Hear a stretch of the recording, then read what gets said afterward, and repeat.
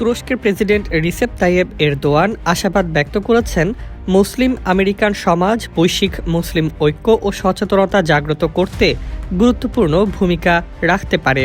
যুক্তরাষ্ট্রের শিকাগোতে ২৬-২৭ ডিসেম্বর অনুষ্ঠিত মুসলিম American society এর বার্ষিক সম্মেলনে পাঠানো এক লিখিত বার্তায় তিনি এ মন্তব্য করেন।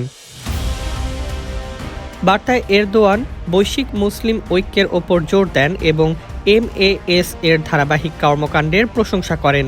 তিনি বলেন, মুসলিম আমেরিকানদের নীতিগত অবস্থান শুধু যুক্তরাষ্ট্রেই নয়, বিশ্বজুড়ে নিপীড়িত মানুষের জন্য অনুপ্রেরণা হয়ে উঠতে পারে।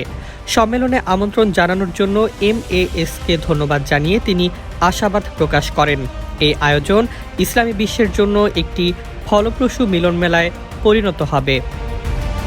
দৃঢ় বন্ধনের আস্থায় শক্তিশালী স্টিলের আরেকটি নাম ZSRM।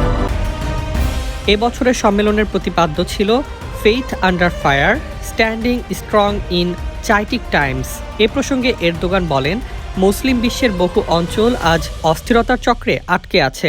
এমন কঠিন সময়ে পারস্পরিক বিশ্বাস ও ঐক্যই আমাদের শক্তি।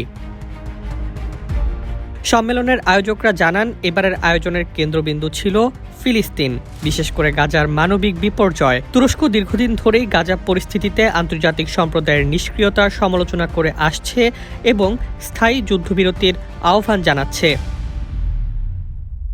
সম্মেলনে তুরস্কের ক্ষমতাসীন AK পার্টির নারী শাখার প্রধান তুঘবা ইশিক এরজান সহ দলটির একাধিক সংসদ সদস্য বক্তব্য দেন।